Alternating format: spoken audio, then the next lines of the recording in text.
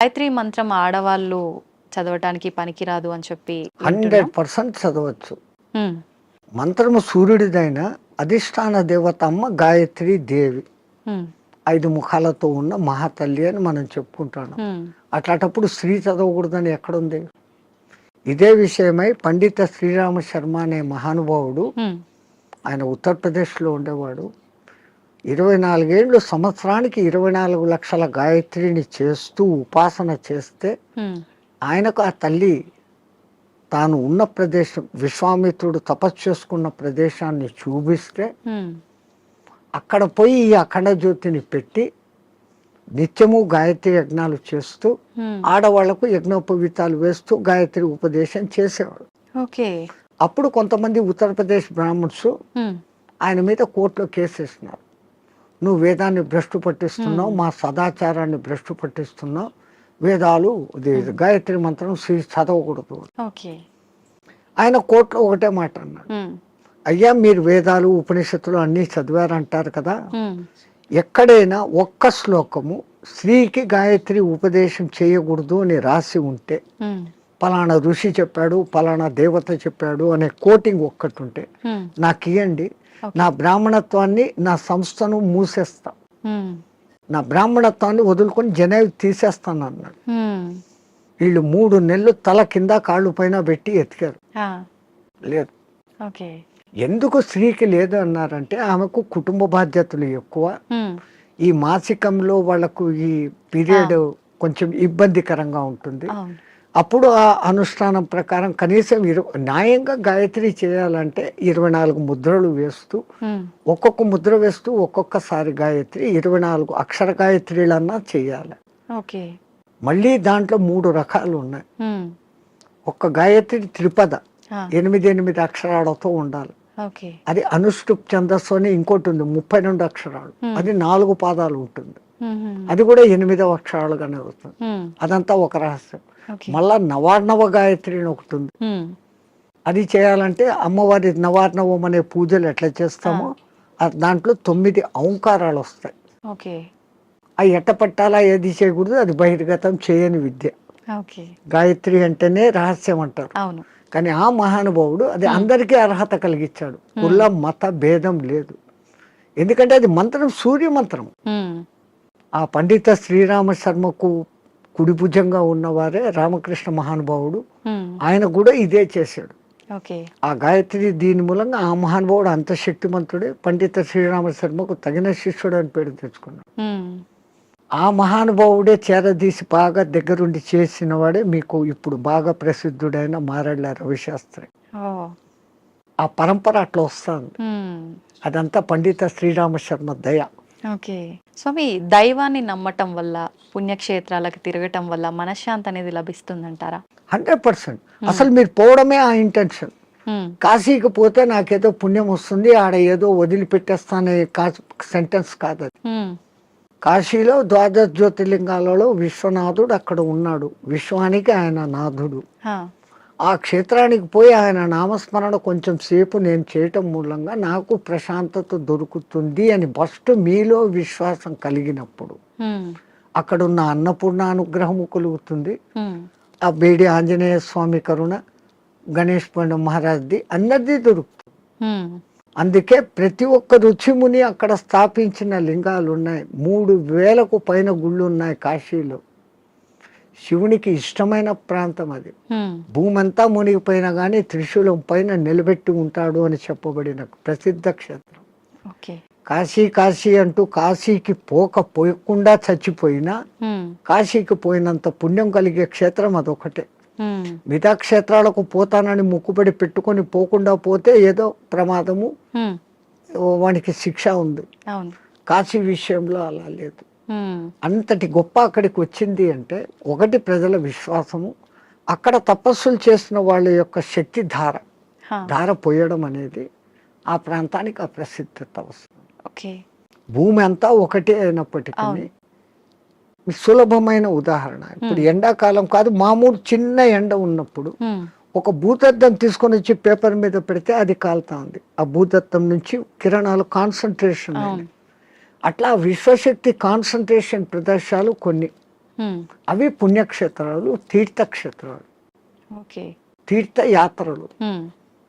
తీర్థం అంటే నీళ్లు. నీళ్ళు. ఆ నీళ్లు ఎన్నో కొండల నుంచి ఆ ఖనిజాలను రాసుకొని దానిలో తీసుకొని చెట్ల వేర్ల ద్వారా ఆయా మూలికల శక్తిని తీసుకొని అవి రావటంతో ఆ నీళ్లు తాగితే శుభం. ఆ నీళ్ళలో స్నానం చేస్తే స్కిన్ డిసీజెస్ పోతాయి. ఓకే. సో అది నీళ్ళ శక్తి, తీర్థయాత్రలు, పుణ్యక్షేత్రాలు అని పెట్టారు. స్వామి, ఇందాక మీరు స్టార్టింగ్లో అన్నారు కదా, చాలా మంది అంటుంటారు కాశీకి వెళ్ళినప్పుడు మనం ఏదో ఒకటి నచ్చింది వదిలిపెట్టి రావాలి అని చెప్పి చాలా మంది నమ్ముతుంటారు. అసలు నిజంగా ఎవరికి నచ్చిన దాన్ని వాళ్ళు వదిలేసి రావాలా? అసలు వదిలేయాల్సిన ఏంటి? అవును, నేను ఇట్లే చెప్తే ఒక ఆయన నాతో అన్నాడు, అవును స్వామి మీరు చెప్పినట్లే ఖచ్చితంగా వదిలిపెడతాను, మా నానమ్మ మా ఇంట్లో ఉంది, ఆమెను తీసుకెళ్తా కాశీకి, ఆమెను వదిలేస్తాను అన్నాడు. అది కాదు, మనకు అత్యంత ఇష్టము ప్రేమ కలిగిన పదార్థము తినేది కావచ్చు, మనం 24 గంటలు దాన్ని చూసి ఆనందించే వస్తువు, కానీ దాన్ని అక్కడ వదిలేసి ఇంకా దాన్ని తలుచుకోకుండా ఉండగలమంటే మన మనస్సు మీద మనం నియంత్రణ సాధించడం. మైసూర్ పాకు మీరు అక్కడ వదిలి వచ్చారమ్మా, మీకు బాగా ఇష్టం. ఇక్కడికి వచ్చిన 10వ రోజు 12వ రోజు ఎవడో పార్టీ పెట్టాడు, ఆడ మైసూర్ పాకు చూడంగానే ఈ కళ్ళు మీకు ఆర్డర్ ఇస్తుంది, ముక్కు ఆ మైసూర్ పాకను పట్టేస్తుంది, నాలుక నీళ్లు ఉడతాయి. నేను కాశీలో వదిన నోర్మోయ్ నేను తినాను అంటే మీ మీద మీకు మెల్లగా కమాండ్ వచ్చింది, కనీసం ఆ భయంతోనన్నా. అట్లా కాశీలో వదలడం మూలంగా మీలో ఆత్మస్థైర్యత అనేది పెరుగుతుంది. అది బ్యాక్ రీజన్. కానీ ఏదో ఒక రీజన్, చాలా మంది రకరకాలుగా అనుకున్నా కూడా దాన్ని అయితే నమ్ముతూ వస్తున్నారు ఇప్పటికీ. వెనకల కారణం ఇది అని మీకు తెలుసుకోవడం. అవును, అక్కడ మీకు ఆత్మస్థిరత, ధైర్యము అనేది పెరుగుతుంది. Self confidence, I can able to do this without that. అది లేకుండా నేను ఉండలేను అన్న వాళ్ళు, అది లేకుండా ఎదురుగా కనపడుతూ కూడా అది లేకుండా ఉండగలిగిన స్థితి అంటే మీలో ఎంతటి స్టెబిలిటీ వచ్చినట్లు. అది ఆత్మస్థైర్యం. మన పూర్వీకులు ఏది చేసినా అంత ఆలోచనతో. నీలో ఆత్మశక్తి పెరగాలంటే నీకు అత్యంతగా ఇష్టమైంది అక్కడ వదలాలి. ఎందుకంటే ఆ కాలంలో కాశీయాత్ర జీవితంలో ఒక్కసారి. అవును, ఆ 1000 కిలోమీటర్లు నడిచిపోయి మళ్ళీ వెనక్కి వస్తాడు. కాటికి పోయినవాడు కాశీ, అదేమో సామెత ఉంది మీ దాంట్లో, కాశీకి పోయినవాడు కాటికి పోయినవాడు ఒకటి అని. అవును, మళ్ళీ తిరిగి రారు అని చెప్పి. ఆ కాలం అట్లుంది, అడవులలో పోవాలి, దారిలో జంతువులు, వాతావరణం మారిపోవచ్చు. అవును, ఇన్నిటినీ తట్టుకొని అక్కడికి పోయి మళ్ళీ రాగలిగినాడంటే వాడు దేవునిగా పూజించేవాడు. రెండవది, వాడు వచ్చేటప్పటికి అక్కడ కాశీలో నేను పలానా వదిలేసి వచ్చాను మోనుకున్నాను అన్నప్పుడు వాళ్ళలో ఇక్కడ ఆత్మశక్తి పెరిగి వాడు ఇక్కడ ఎవరికి ఏ మంచి మాట చెప్పినా అది జరిగిపోతుంది, వాక్ శుద్ధి వస్తుంది. So when you develop your confidence you can able to do anything. So to develop your confidence అక్కడ పోయినాక ఒకటి వదిలిన వాళ్ళు బెనిఫిట్ పొందుతారు. స్వామి, చాలా మంది అంటుంటారు, అంటే ఇప్పుడు ఇందాక మీరు చెప్పినట్టుగా వెళ్ళిన వాళ్ళు తిరిగి రారేమో అన్న ఒక ఉద్దేశంతోటో మరేంటో తెలియదు, కానీ చాలా మంది నమ్మకం ఏంటంటే పిల్లలు ఉండి వాళ్ళ పెళ్ళిళ్ళు అన్నీ అయిపోయిన వాళ్ళు మాత్రమే కాశీకి వెళ్ళాలి, దర్శించుకోవాలి, అవన్నీ అవ్వని వాళ్ళు కాశీలోకి పోయి సస్తే మోక్షం అనుకుంటే కాదు. నాకు తెలిసి ఒక మంచి కోటీశ్వర దంపతులు 3వ తరాన్ని కూడా చూసేశారు. ఆ 3వ తరం కూడా 18 yearsకి వచ్చింది మనబళ్ళు. ఇంకా ఇంత అనుభవించిన కాశీలో పోయి చచ్చిపోతాం, వయసు కూడా అయిపోయింది, 80 ఏళ్ళు వచ్చినాయి. ఇద్దరు లవ్ మ్యారేజ్, ఇద్దరికి 80 ఏళ్ళు భార్యాభర్తకి.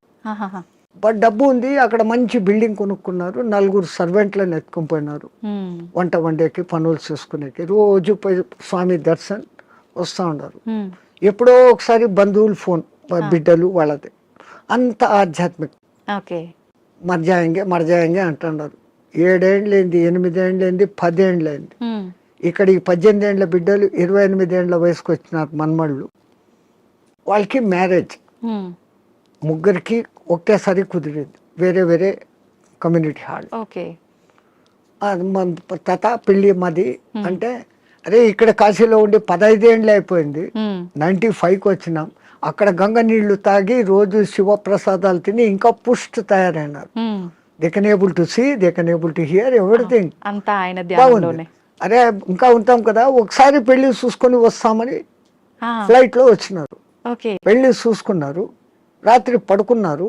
పడుకున్న వాళ్ళు పడుకున్నట్లే జై శ్రీరామ్ అయిపోయినారు. ఇద్దరు వాళ్ళకు కాశీలో మరణం లేదు. ప్రాప్తం లేదు. అరెరే. అందరికీ మరణము సాధ్యమా? అలా అని మరి కాశీలో ప్రాప్తం లేదని అక్కడే ఉంటే ఎప్పటికీ మరణం ఉండదనేది కూడా. ఆ మాటకు వస్తే తల్లి, ఇప్పుడు గంగలో మునిగితే నాకు పుణ్యం వచ్చేస్తుంది అనుకుంటే, గంగలోనే ఉండే చేపలు, కప్పలు, ముసళ్ళు అవి అక్కడే పుట్టాయి, అక్కడే పెరిగాయి. ఒక్కసారి గంగా స్నానం చేస్తే, సరే మీరు కాశీలో పొద్దున్న నుంచి సాయంత్రం వరకు 10 సార్లు గంగా స్నానం చేశాను అంటారు, కానీ మీరు చేసింది ఒకటే స్నానం. మీరు స్నానం చేయగానే ఆ నీళ్లు ఫ్లో పోయినాయి కదా. అవును. ఆ తల్లి నిరంతర ప్రవాహం, ఎప్పుడూ కొత్త నీళ్ళు అక్కడ ఉన్నాయి.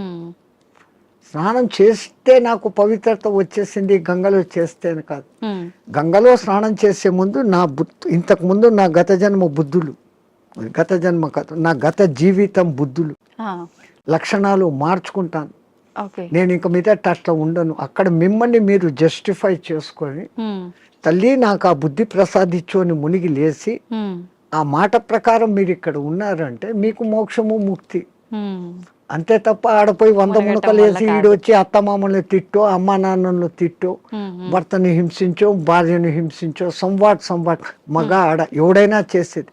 ఈ తప్పులన్నీ ఇక్కడ చేస్తూ, నేను పోయి గంగలో 6 సార్లు మునిగొచ్చాను, నేను సస్తే మోక్షానికి, నువ్వు నువ్వు అక్కడ మార్పు చెందేదానికి మునగాలి.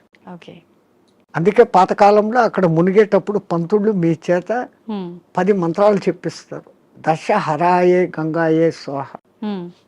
మనం శారీరకంగా, మానసికంగా, వాక్కు రూపంలో 10 రకాల తప్పులు చేస్తాం. ఈ 10 తప్పులను క్షమించు, ఈ తప్పులు నేను మళ్ళీ చెయ్యను, అది ఉండాలి. కరెక్టే స్వామిజీ. ఆ దేవుడా నేను చేశాను, నన్ను క్షమించు, మళ్ళా పోయి అదే చేస్తాను, నో యూస్ కదా. అవును.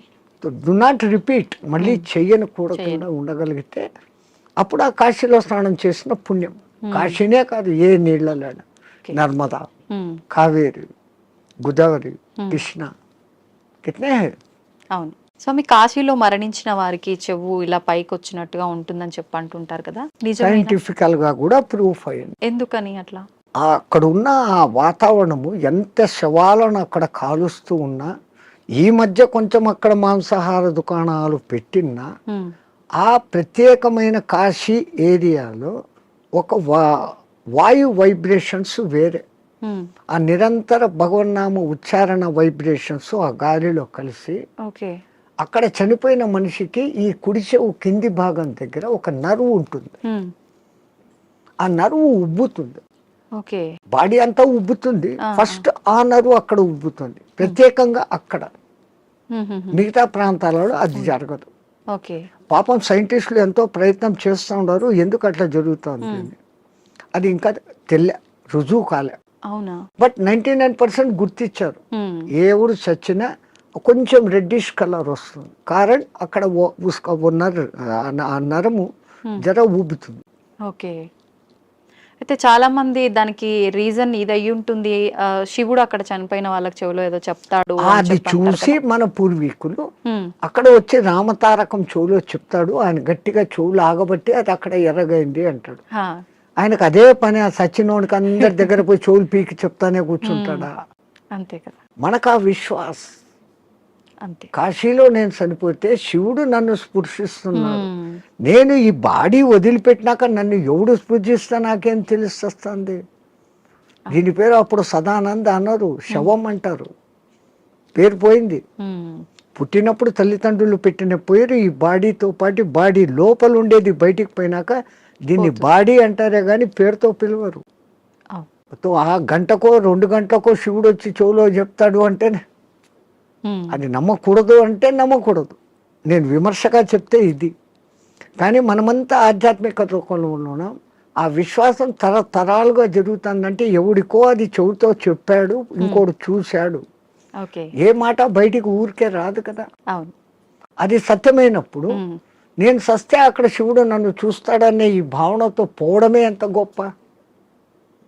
ఆయన వచ్చి పీక్తాడో లేదో తెలియదు, కానీ పీక్తాడు అనేది మన సంపూర్ణ విశ్వాసం. అట్లాగనే కొన్ని కొన్ని క్షేత్రాలలో మరణం ముఖ్యం. ఉమ్, ఈ భూమి అంతా అదే క్షేత్రమే కదా, ఇంట్లో సస్తే కూడా ఉమ్, అదే చావే. కానీ వీడి ఇంట్లో ఎంతసేపు సత్యం ముందర కూడా నేను నా వాళ్ళు అది పోయింది ఇది పోయింది నేను ఇంకా అది చేయలేదు అంటా సస్తాడే తప్ప ఉమ్. నేను కాశీలో ఉన్నాను భగవత్ సంకల్పం భగవద్ దర్శనం అవుతుందన్న భావంలో ఉండడు. అందుకే కనీసం సత్యం ముందరన్నా నామస్మరణ చేయండి. ఉమ్. సంతోషం స్వామి, చాలా మంచి మంచి విషయాలు మీ ద్వారా తెలుసుకున్నాను. నాకు చాలా సంతోషంగా ఉంది మిమ్మల్ని కలిసినందుకు. మంగళమతి. ధన్యవాదాలు స్వామి. జై శ్రీరామచంద్రజీ.